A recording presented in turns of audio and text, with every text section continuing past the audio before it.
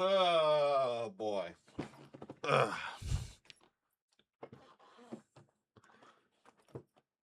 Let's talk about these regulations, huh?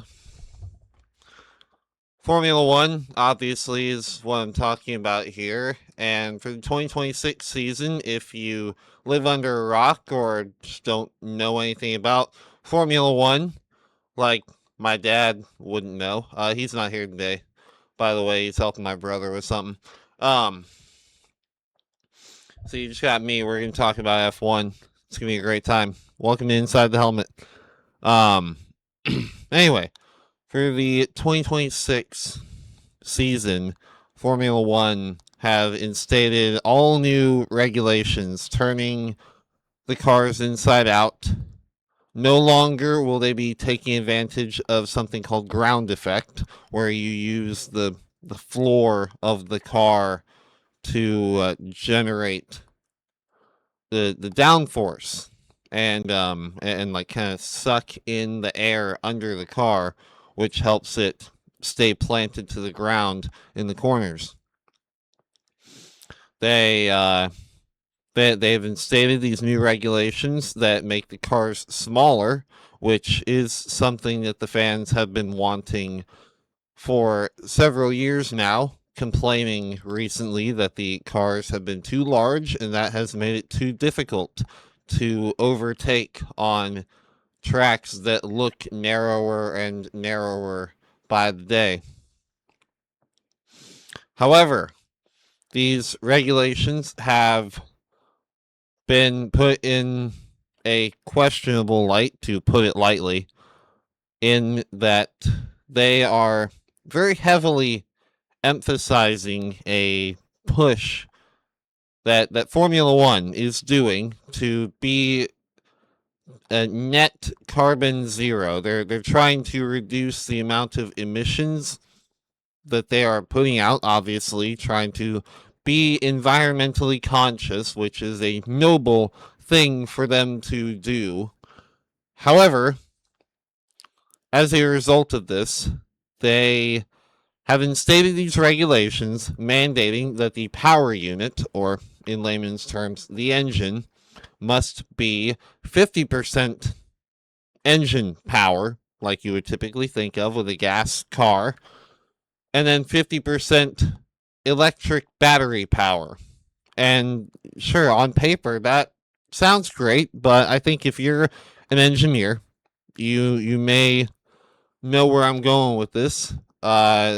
Testing has just concluded in Bahrain, and what they have found is that battery power depletes so quickly that by the end of a simple straightaway, that the car has the battery has depleted, and so the car is reduced to half of its power, meaning it is slower than a Formula 2 car. Obviously, that's a problem because it doesn't make the sport and the racing about true driving skill, true engineering, and building a fast car. It makes it all about who can conserve their battery power the most right up until they make their move, get in front of the guy, and then move on. And then probably wait to get re-overtaken on the next corner. If you notice, I'm wearing a Max Verstappen hat. I actually haven't worn this one in a while because I have a few more. If you can see back there, it's out of focus, obviously. And also it says Oracle Red Bull Racing. Has Max on the tag here. I'm a Max Verstappen fan, as I've stated probably too many times on the show. And one thing that he has devised is a driving style, a way to drive the cars that seems to be more efficient at keeping the levels of this battery power higher, which are obviously what you want. And the way he's achieving this is by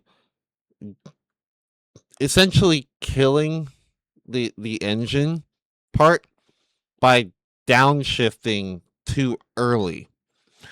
See, he's doing this so that the revs, the RPM will stay high, which when it's high, that is what cycles the battery power and allows it to harvest faster. The way that the battery power regenerates is actually from kind of regenerating itself by using the engine power, which is obviously self-sufficient and doesn't need to recharge, it just needs gas.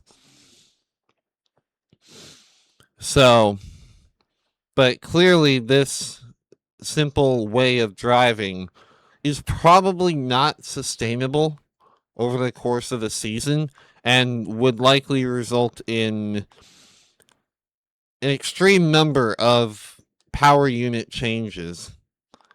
I'm not sure if that necessarily has actually come out as being an issue of like, oh, after they did this for the length of a full race, because they do hundreds and hundreds of like even like over 1,000 laps as a team during testing over the however many days it was. And so I'm not sure if that wear on the engine has been apparent, but I would imagine simply that it would be. But what do we do about this? I think that the FIA are kind of in shambles right now, trying to deal with this very matter. If you put me in charge, however, I would say, okay, for 2026, we're going to modify these regulations, and then for 2027, we're going to scrap the engine part of the regulation. We're going to completely change that after this season. Obviously, with the first free practice session is in 8 days. Obviously, the season is approaching way too quickly to be able to make such a drastic change. But I think if they were to pass an amendment, if you will, to the regulations saying maybe instead of 50-50 engine power and battery power, maybe you go 75% engine power, 25% battery power. That way you're adding more power to the engine, so that can be leaned on more for the power. Then you can still have your battery power. Obviously, the battery in Formula One cars is something that's been around since the early 2010s. So maybe take it back to more system like that, and that will allow you to still be trying to push your environmentally friendly initiative and use these environmentally friendly fuels. It's maybe what you should put more focus on rather than messing with how the car actually moves.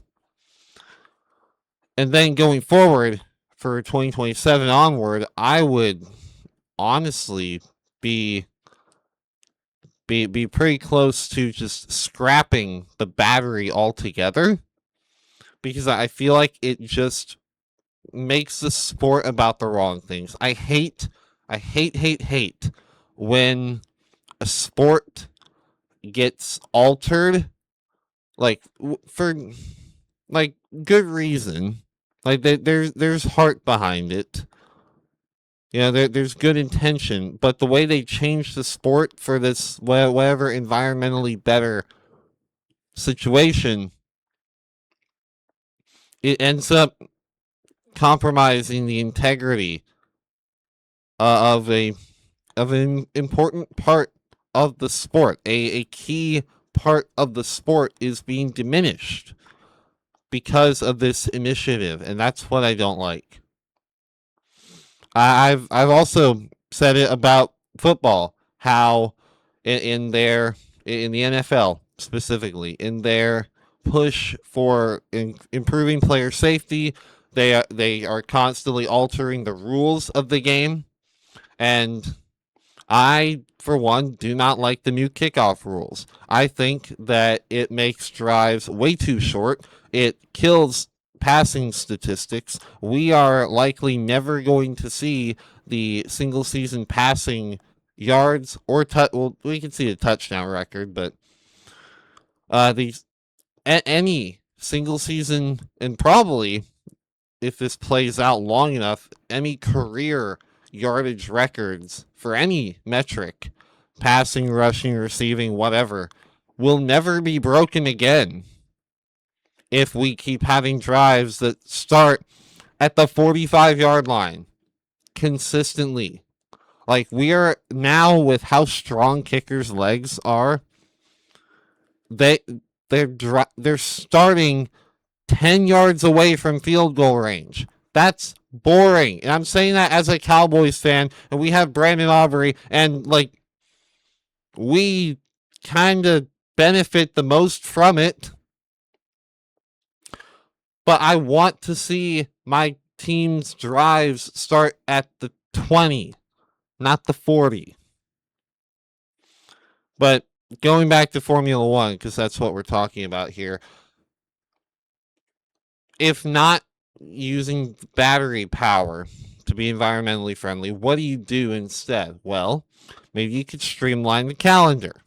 It's something that many have spoken on YouTube before. I particularly am fond of a video by the YouTuber Peter Brook, a Formula One YouTuber who a while ago, I don't remember exactly when the video was posted, but I've seen it a couple times actually, where he went through, it's like a 48, 50-minute long video, going through every little minute aspect of the ins and outs of managing Formula One if he were put in charge, and how he would do it, how he would change it to be, progressive in the modern era and moving forward while being traditional to its roots, which I think is what Formula One is lacking.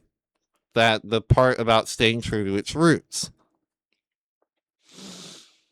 But one suggestion that Peter Brook made, and that I believe is extremely important in this environmentally friendly initiative, if they're going to push it so hard, streamline the calendar.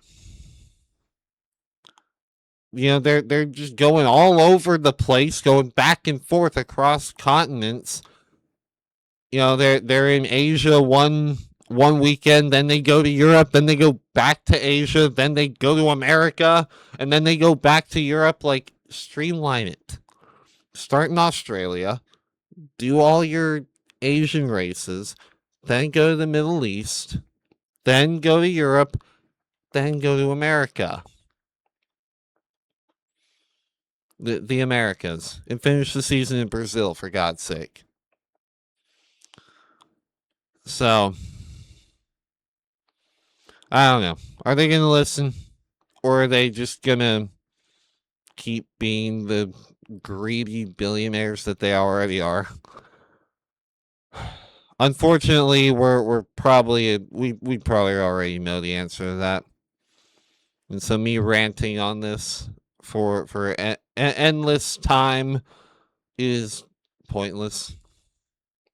So, but what can we do? If we don't use our voice, then what's the point? This is a shorter episode. Obviously, it's not football season anymore, and F1 season hasn't fully started yet, so we can't really do a comprehensive race recap. So, yeah, I do hope you've enjoyed this little rant of mine, something a little different. Obviously, as much as I love having my dad or any other guest on the show, sometimes doing it solo gives me an opportunity to kind of try something a little different. And I like doing that every once in a while, and I hope you enjoy it too. So let me know in the comments if you made it this far, and anything you'd like to hear me and or my dad talk about next. Or heck, leave a comment any guest you want us to have on the show. Obviously, the only guests we've really had, other than me and my dad, are is Jay Jensen,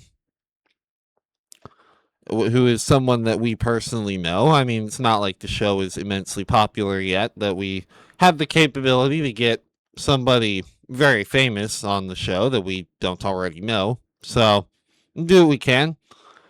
But until then, I want to thank you for tuning into another episode of Inside the Helmet. I'll see you guys next week.